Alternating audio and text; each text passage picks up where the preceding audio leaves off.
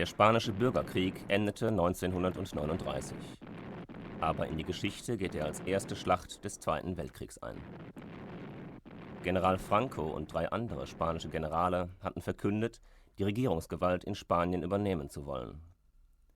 Franco erhielt von Hitler und Mussolini Flugzeuge, Panzer, Soldaten und Ausrüstung. Während sich die Regierungen der Vereinigten Staaten wie auch die Frankreichs und Englands offiziell neutral gaben, unterstützten amerikanische Konzerne wie Texaco die spanischen Putschisten. 40.000 Menschen aus 50 Ländern von 4 Kontinenten machten sich auf den Weg nach Spanien, um Madrid zu verteidigen. Einige waren Kommunisten, Sozialisten, Anarchisten, andere waren unabhängig. 3.000 amerikanische Brigadistas wurden Teil der 40.000 Mann starken internationalen Brigaden. Dies schrieb der amerikanische Liedermacher Pete Seeger im Vorwort zu Harry Fischers Comrades. In diesem Buch beschreibt Harry Fischer seine Erlebnisse in der Abraham-Lincoln-Brigade in Spanien. Die deutsche Fassung erschien im April 2001 und der 90-jährige Harry Fischer begab sich zeitgleich auf eine 3-wöchige Lesetour durch 11 deutsche Städte. Hierbei lernten wir ihn persönlich kennen. Im Anschluss an die Lesereise meldete sich die Witwe des deutschen Spanienkämpfers Fred Schoofs bei uns. Sie hatte in Harry Fischers Buch einen bis dahin unbekannten Kämpfer als ihren Mann erkannt. Dieser hatte als deutscher Interbrigadist im amerikanischen Abraham-Lincoln-Bataillon mitgekämpft. Bei einem Treffen übergab sie uns historische Dokumente ihres Mannes mit dem Wunsch, sie dem Archiv der Abraham-Lincoln-Brigade in New York zu überbringen. Ein Jahr nach Harry Fischers Lesereise begaben wir uns in die USA, um dieses Material zu übergeben und Harry Fischer wiederzutreffen. Wir wurden von Harry, seiner Familie und seinen Freunden herzlich aufgenommen. These are some of my German friends. Guten Tag. They came from Germany. They're making a documentary. Auf dem Jahrestreffen der Veteranen der Abraham-Lincoln-Brigade in Manhattan lernten wir weitere Spanienkämpfer kennen. Sie erzählten uns ihre Geschichte. So lernten wir durch sie ein anderes Amerika kennen. In the middle of the Great Depression in 1935, the winds of war from Europe on the rise. A friend of mine got me to join the Ipsos. I was very lonesome. I'd just gotten out of the orphan home maybe a few years before, and I didn't have any friends. And he says, oh, there's a Young People's Socialist League just about 2 blocks from where you live. So he brought me up there, and I liked it. Young people, 17, 18, 19 years old, my age. So one day, I was there for about a month. They had everybody get up, new members. It was a very big club. They had about 150 Yipsos. It was the biggest one in the country. So they had them all get up to make a speech. Why did you join the Young People's Socialist League? So then it comes my turn. They picked me last because I was the newest guy. So I get up and I look at the audience, big audience, and I got scared. I said, what am I going to say? I can't talk about Karl Marx. I never heard of the guy. I didn't know if he was an American or what. Turns out he was a German. But finally, I said to myself, you got to say something. Everybody spoke for 5 or 10 minutes. You got to say. So I said, I'm sorry, I came up here. I don't know the first thing about socialism. I don't know anything about economics. I never heard of the people you're talking about, Karl Marx and the others. I never heard of them in my life. But I was very lonesome, and I wanted to be with young people. That's why I joined. Everybody's looking, their mouths are open, you know. And I realized I had to say something else. So I said, but I'm glad I joined. I said, I was never in a room with so many beautiful young women. Boy, did I get a hand. A few weeks later, they had an election for the president. They had 8 people running, and somebody put my name on it. I voted for a pretty girl, but I got 60% of the vote. So I became president of the Young People's Socialist League, and I didn't know the first thing about socialism. So there you are.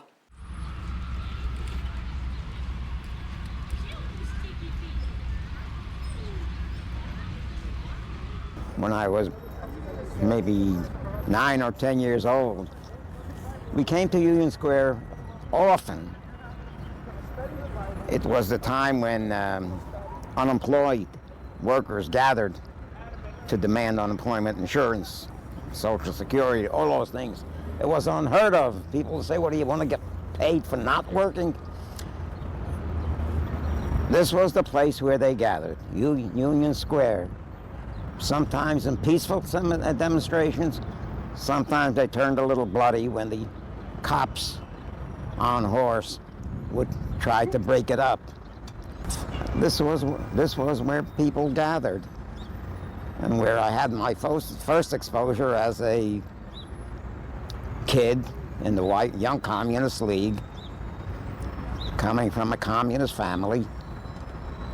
This place means a lot to me.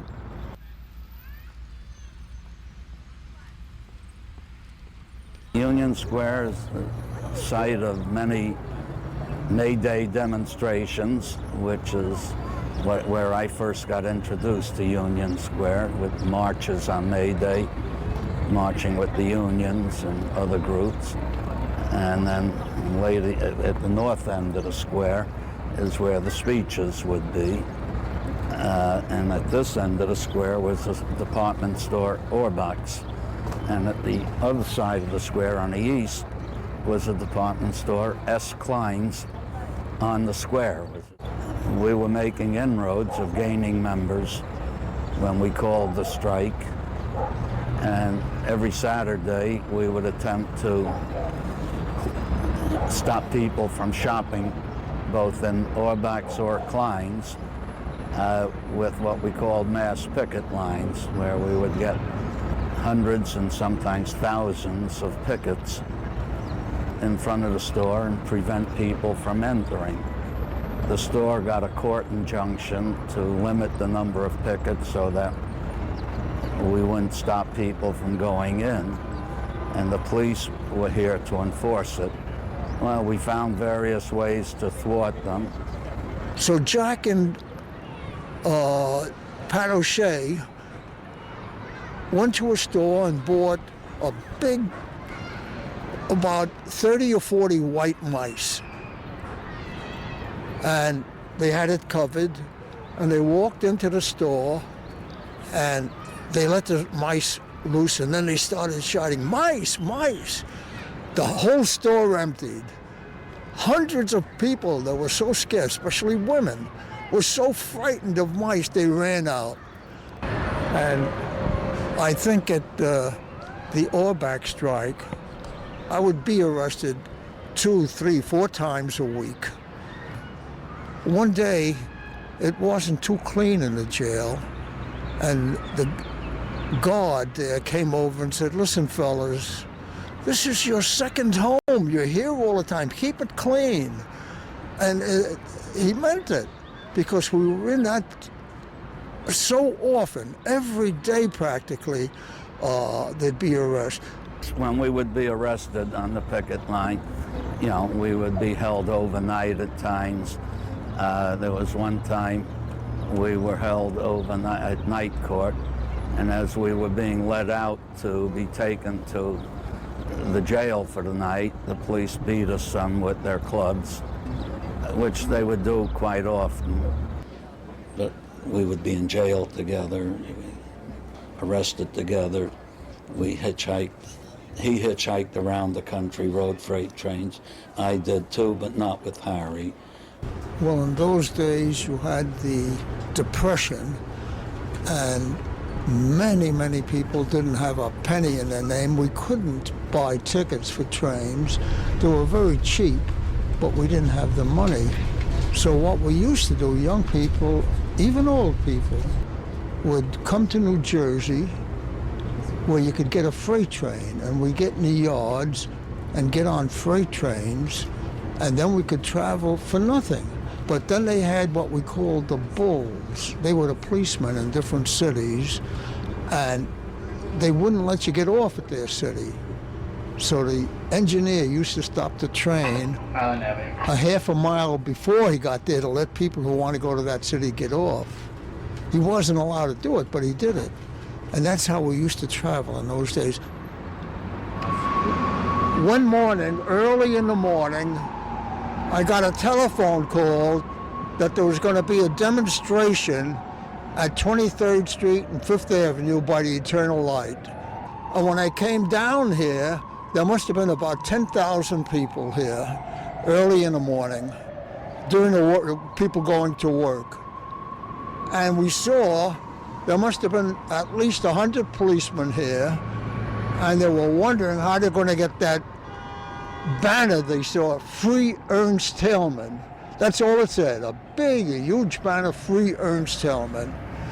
This fellow, Jack Corrigan, who later went to Spain, climbed all the ways up with the banner under his jacket, and then he had a container with grease, slippery grease.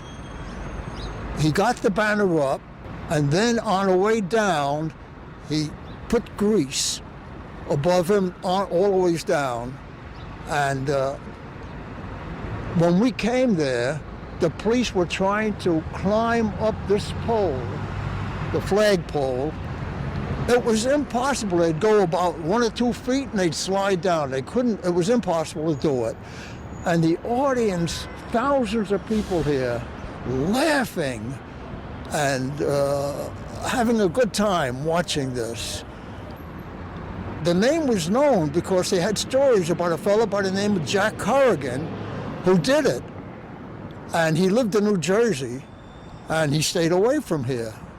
And then about a year or 2 later, he went to Spain, and I became a very close friend of his. Some went to Spain, they took the name, the Lincoln Brigade. They were the last American heroes to fight as volunteers. Well, I was a communist, a member of the Communist Party, and of course we learned a lot from their newspaper, the Daily Worker, about what was going on in Spain. It was really the only way you could find out through that paper, because when the war started, Spain was the first country that stood up to Hitler, and the danger that we understood was that Hitler is trying to take over all of Europe. And I mean, if you read his book, Mein Kampf, you'll see that what his aims were, to control, take over the world if he could, literally. So we saw the danger. And so ours became an anti-fascist struggle. This is really what this was about. And I was born in this, and I grew up in boyhood with the talk around our kitchen table as you do something. And I'll tell you, one of the subjective reasons is that I wanted to find out for myself whether my body would be able to do what my mouth had been talking about for years, Can I stand up to the fascists? It was, I was uncertain. Who knew?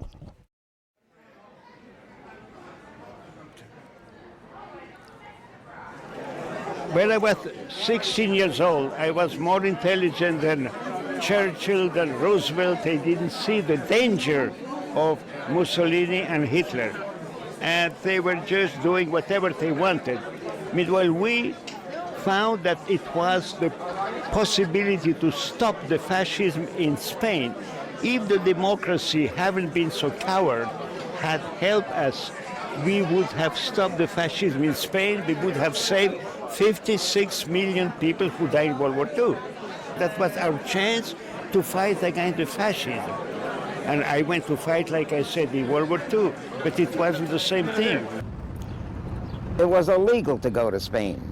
You know that. Our passports were stamped, not valid for travel to Spain or China. From New York, and I went to La Havre on the Channel. And then you went to Paris? And then I went to, we went to straight to Paris. And we went by train down to Toulouse, which is on the Mediterranean and very close to the Pyrenees. The original idea was that we would take a ferry from Toulouse to Barcelona or Valencia. But during the war, with Italian subs in the Mediterranean, it became dangerous to make that trip. In fact, one of the ferries, which was called the City of Barcelona, was sunk, and it was carrying, I can't give you a number, but it was like something like 25 or 30 international volunteers, including an American, Abe Osheroff. Most of them died, but Abe Osheroff swam to Spain. Swam to Spain. After that, all those that wanted to go had to climb the Pyrenees. And that's what we did. We walked the Pyrenees, and we walked at night.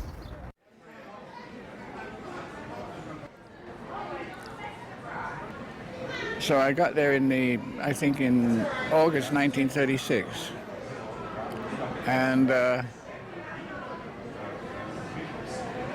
we were given a bit of training in Albacete, and then we went up to the Madrid front, and we were in the University of Madrid, the campus there, and it sounds funny, but a lot of our defenses were books. I don't know if you've read this or not, but you have you? Yeah. And we found out that if you put the books vertically, with the spines facing them, it was harder to get bullets through. And it sounds very silly, but it worked. We went over there with a lot of guts, cojones, like the Spanish said, but very little experience. My experience, they gave me a gun in this picture that you see in Caspe, 100 bullets. I have to say, you can waste 5 shots. We went to a ravine, look at the bottle, the rock or something, and train yourself to know your gun. 5 shots, that was my military training. And after that, they sent us to fight. The first guns we got from the Soviet Union were so damn old that it had the double eagle of the Tsar stamped on its stock. And it was so damn heavy that, and when you used it, the kickback was so heavy you could, it could take your eye out if you didn't watch. That's the way we were supplied. That we were an army without good guns, very few airplanes that only lasted in the battle for a few days, and then we had no airplanes. We had very few artillery pieces, very few tanks, whereas the enemy had everything, the best guns, hundreds and hundreds of airplanes, tanks, artillery, and it wasn't fair. It was like a bunch of pacifists fighting a regular army. But the spirit, our spirit was much better than their spirit. And that's what kept us going. One time during the retreats, when we were at Caspe, some of the fellows were saying, we don't have any bullets. They were told they're going to attack a hill where Franco's troops were, and we don't have any bullets. What are we going to do? They said, fill your pockets up with stones. So they had to fill their pockets up with stones and rocks. We had what they called uniforms, but they were rags, or they became rags because they didn't have enough. They didn't have enough of them, and our uniforms were torn, ragged, dirty, and we wore whatever we could wear. Sometimes it was a uniform, sometimes it wasn't.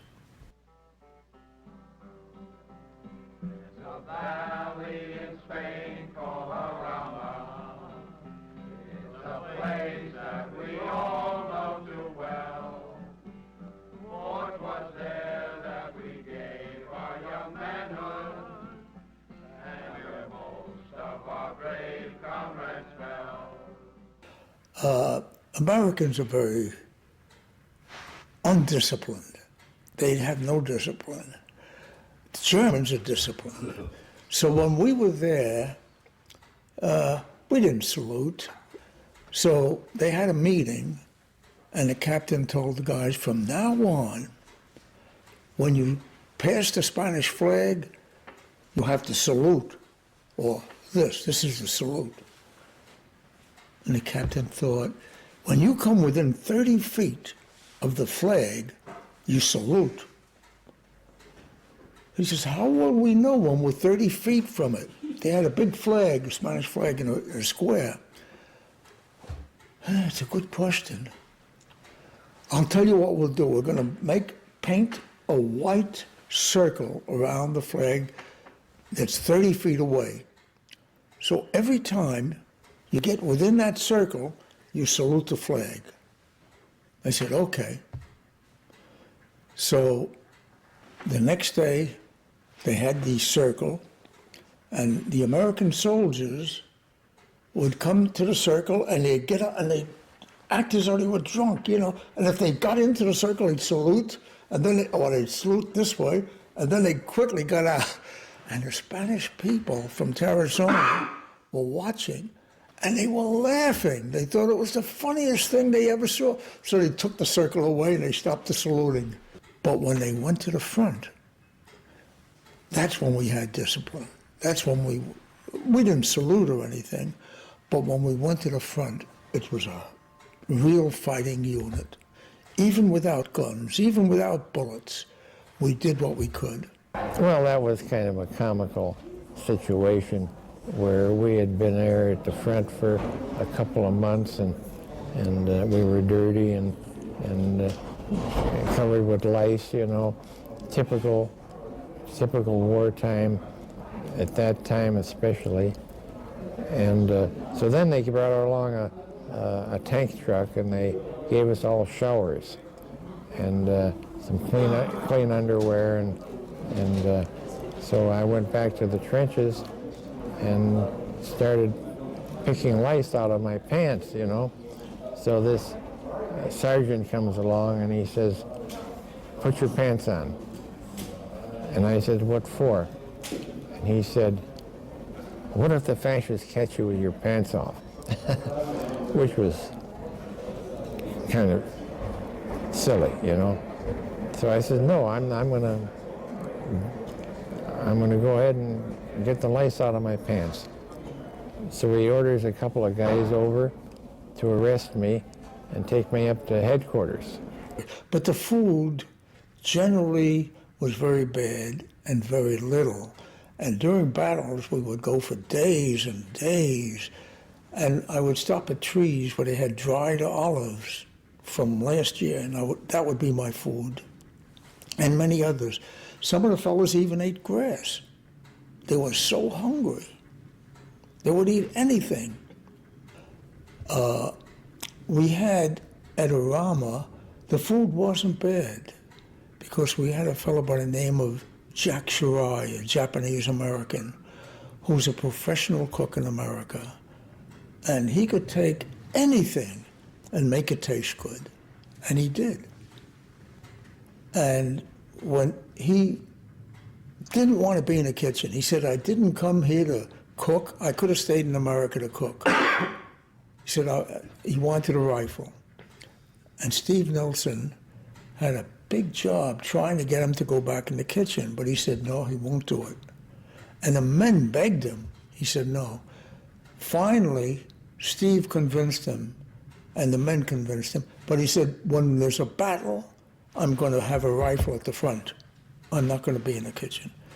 In the first battle, he got killed. The hardest thing about Spain was not getting hit by fire or killed in that way.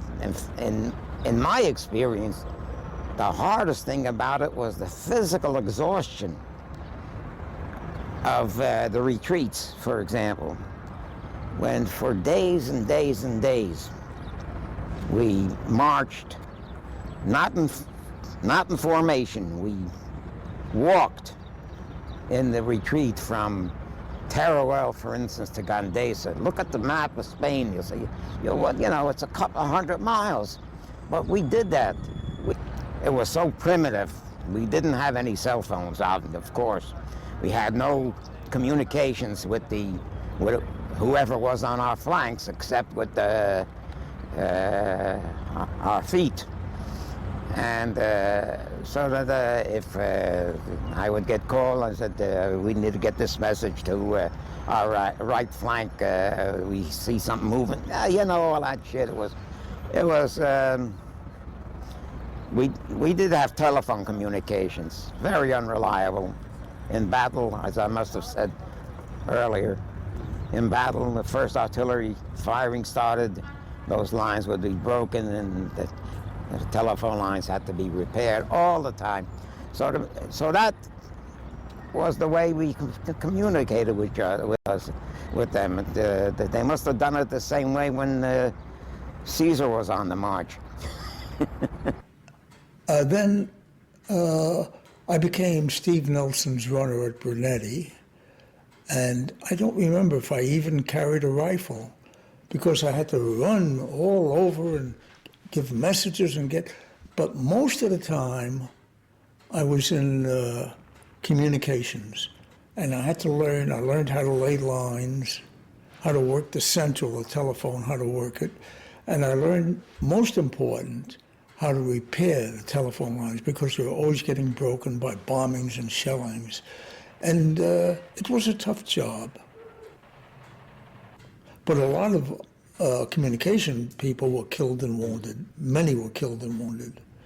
But it was much safer than being in the infantry. There's no question about it.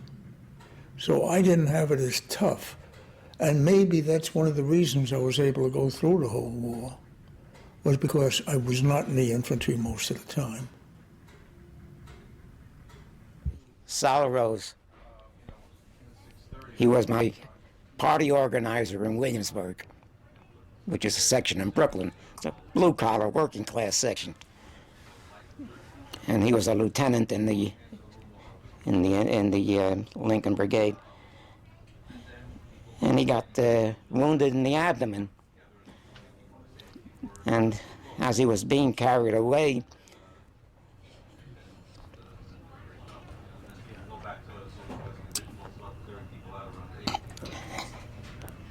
he passed.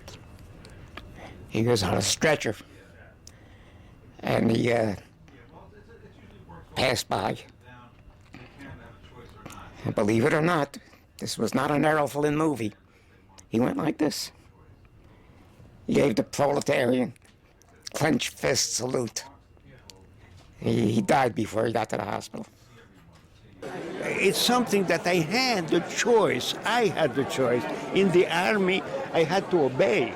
In Spain, I had the choice to fight the fascism. I went by myself. And we have little arms. We were organizing ourselves. You understand? Yes, I understand. Because it was something that I was fighting with my heart, with my soul, with my mind. Call it liberation, but the killing goes on and on. We need to shout it once again. No pasarán. 2,800 Americans went to Spain, 900 died there. So there were 1,900 of us that came back and formed the organization. The organization was formed in 1940. We had come home in 1938 when the International Brigade was disbanded in Spain. A number of us were wounded, including myself, And it wasn't until 1940 that we first had our formal convention organizing the Veterans of the Lincoln Brigade. Die Veteranen hörten nicht auf zu kämpfen und für ihre politischen Überzeugungen einzustehen. Viele kämpften, wie Harry Fisher, im Zweiten Weltkrieg gegen Deutschland und sind bis heute aktiv. My name is Al Avery. I'm 96 and still a radical. Allerdings begannen neue Probleme mit der Rückkehr aus Spanien. We got on a boat. There was no problem. And when we got to New York, there was a big storm, a hurricane, one of the biggest storms they ever had in America, in New York. I didn't even notice it. I was so excited about being home. So I was with a friend of mine, Hakem. He was one of my friends with me.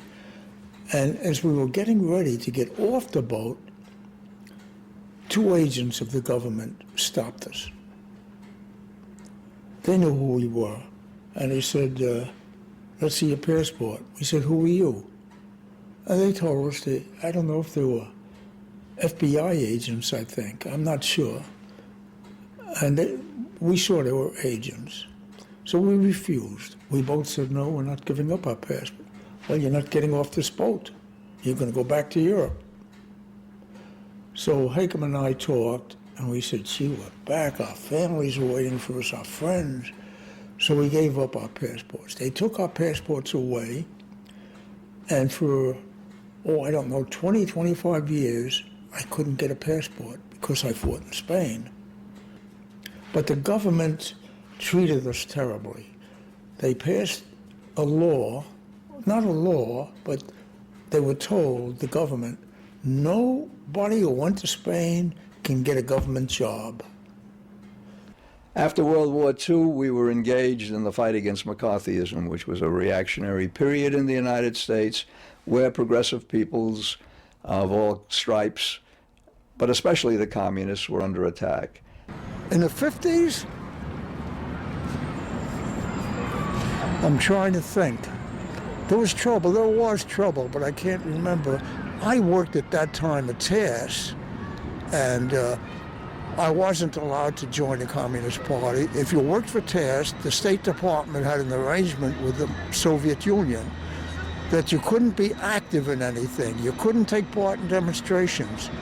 But my wife, Ruthie, and I, we did. We went to every demonstration we could see, and we just didn't tell the office, that's all. The next big challenge came with the struggle of the civil rights movement. You have to remember that the Abraham Lincoln Battalion was the first American military unit that was completely integrated.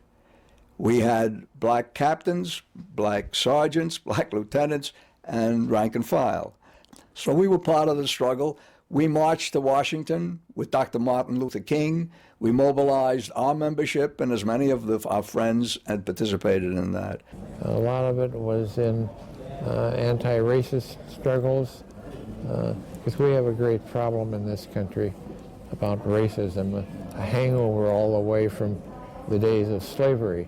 You know, it's part of our whole culture and the way it's structured into our lives. And so I wrote a book on this called Black Chronicle, which was a historical overview at a time when there were no other books available on this subject at all in the school system. They simply didn't recognize that black people had a history. And so this was very important for them at that time. And it went through about 10,000 copies and 3 editions. So I'm proud of that piece of work that I did. The next big struggle was the fight against American intervention in Vietnam. And we were early on in opposing it and continued to oppose it, and our numbers grew as the body bags coming back from Vietnam alerted the American people to a struggle that they could not win and was not in their best interest. I lost jobs because of the FBI, and not jobs that were important jobs. A job as a carpenter or a laborer.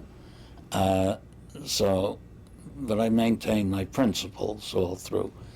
And during the Korean War and the Vietnam War, I was opposed to them. I was opposed to our being there, or opposed to our doing what we did. Since then, we've continued to oppose American intervention in the Caribbean and in Central America. We were particularly active around the events in Nicaragua, where we learned from what people had done in the United States while we were in Spain. They sent us ambulances to help bring us back from the fronts and so on.